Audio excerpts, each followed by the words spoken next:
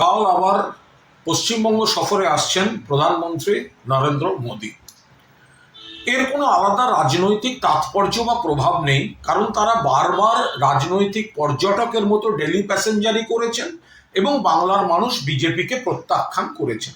কারণ বিজেপি একটি বাংলা বিরোধী দল, বাংলা বিরোধী কেন্দ্রের সরকার, বাংলাকে অপমান করে, বৈষম্য করে, বঞ্চনা করে, মানুষ জানেন। কিন্তু প্রধানমন্ত্রীর এই আসার ক্ষেত্রে আমরা দুটো বাড়তি কথা বলছি।